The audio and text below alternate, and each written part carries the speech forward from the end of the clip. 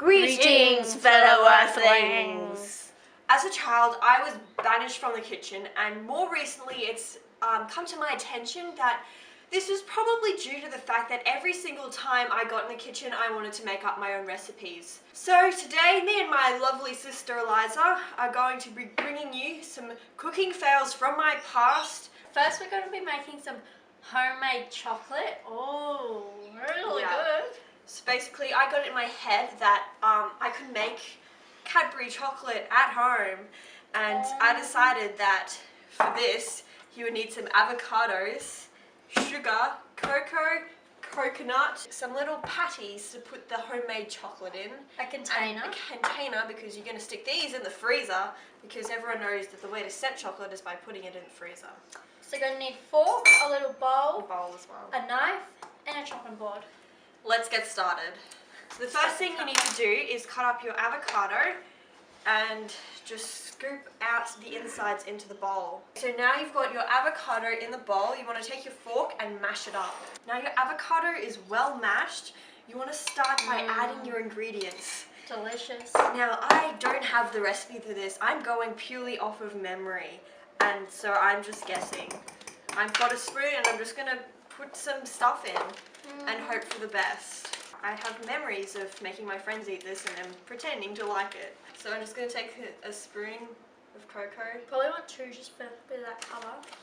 Yeah, I've got 2 spoons of cocoa because chocolate isn't chocolate without cocoa. And next of all, you want to go in there with your sugar, because we all know from experience that when you eat cocoa on its own, it tastes disgusting. Gonna have nice I'm sweetness. going to go for 4 spoons. As you can see, I'm using raw sugar or just normal sugar, because who needs icing sugar when you can have graininess? Finally, you want to go in there with your coconut and just put in a couple spoons of coconut.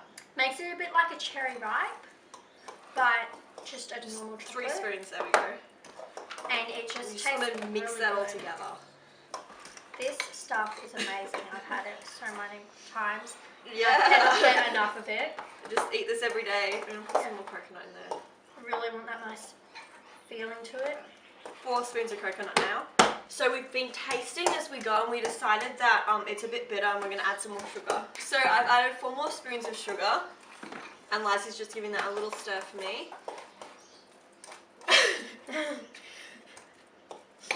Something smells funky. I think it's this. I think it needs a bit more sugar.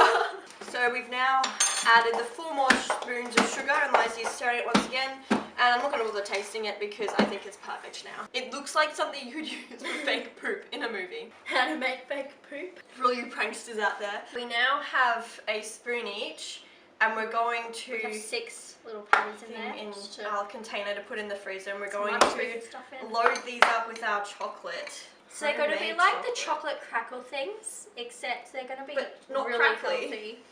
Yeah. This is and Healthy really- Chocolate 101. We were going to add some kale, but then we decided against it because we wanted to stay true to my primary school ambitions. So we've now filled up our little tray things with what was in the bowl. We're ready to put them in the freezer. Stick them in there. We're now on to the second cooking fail of my childhood, which is the microwave cake. I'm not even kidding when I say I honestly tried to make a cake by cooking it in the microwave once. Unfortunately, I never saved the recipe. It was dry and chewy and rubbery and just kind of all around disgusting, so I wasn't going to write that one down. All the stuff in a cake you're looking for. Because of this, we're just going to put in some random ingredients I probably thought went into a cake when I was about 8 years old. Those ingredients are Solo, Lemon lime. lemon lime, oh my god, milk, some Milo to taste. We'll sprinkle that on the top. Yeah. We'll need some measuring cups, obviously, and a spoon. And a plate. And a bowl. A plate to microwave it on. We've got some cocoa because I would have made a chocolate cake. We've got some butter and some flour and some sugar. First we're going to start with the butter, so we're just going to spoon some of that into a bowl and microwave it to soften it a bit. Do you want to have a spoon of it each? Oh. Yes, I ate a spoon of butter once and almost threw up because I thought it would taste really good, and it didn't. Sugar. Sugar, honey, honey. You are my candy girl. So okay, yeah, for me too. Yeah, smell this way. We've now melted the butter and we're just stirring it up a bit. Just to get those nice little chunks melted. We'll leave the spoon in there for mixing. Next thing, everyone knows you put flour into a cake.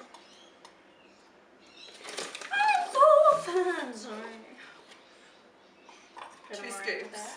Get excited. Then you want some sugar.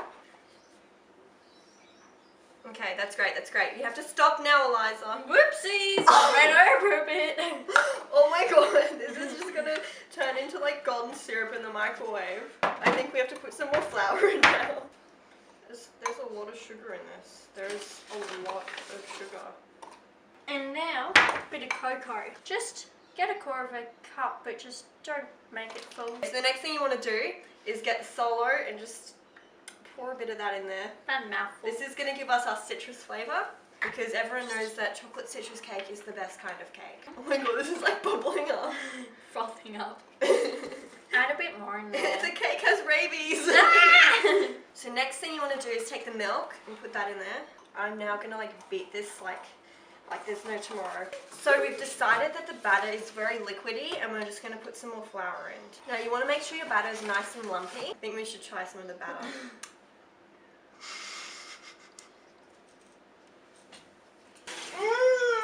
Yum! So now you've done lots of stirring and your batter's nice and thick and a bit gloopy. You want to just take your microwave safe dish. Or you could always get preferably a cake dinner tin. plate and just Or just cake pour it tin on there. if you're a bit of a No, lazy cake person. tins don't go in the microwave. Dinner plates go in the microwave. Now, for any of you pranksters that are interested in once again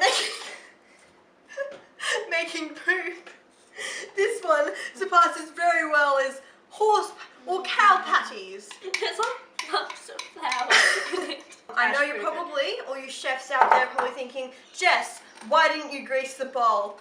Well, who greases the bowl nowadays? That's for weenies. Don't just soften the butter, melt it, otherwise you'll have lumps of butter.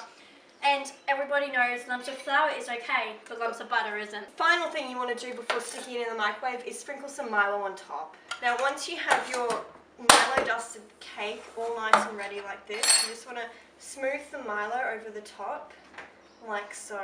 Once you got your cake all like this, nice and ready to go, you want to put that in the microwave for about 10 to 12 minutes on high.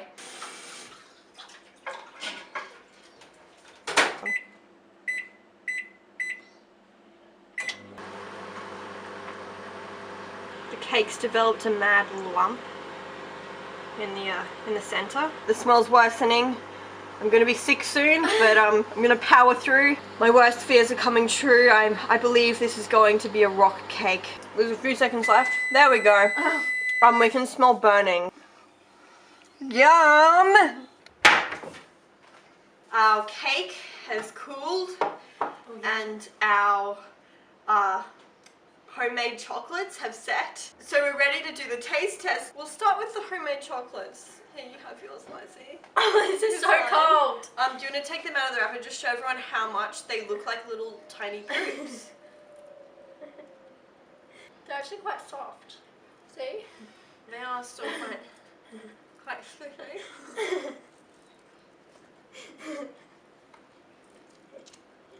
This is a real nice birthday party winner. Feed the kids healthy things that look like doo-doo. I honest to God used to like these.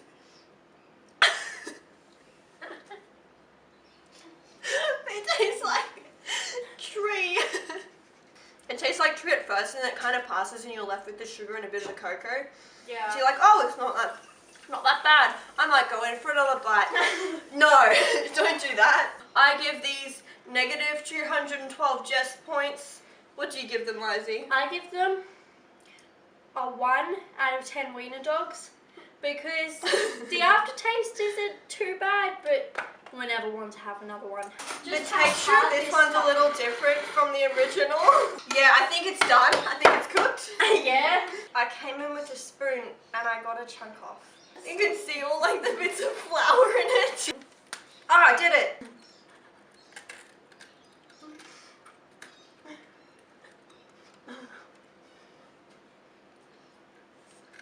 It tastes like death.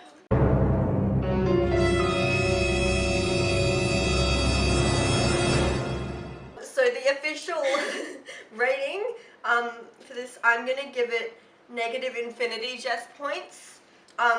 There's just nothing good about this. And I'm gonna give it 0 wiener dogs out of 10. I hope you enjoyed my cooking fails of the past. And big thanks to my epic assistant Eliza. Go check her out here. This is the video we made on her channel. Oh, get excited. We made a good one. Yeah. We actually cooked made real good food. Yeah, edible food. Thanks everyone, and I will see you all again soon. Goodbye.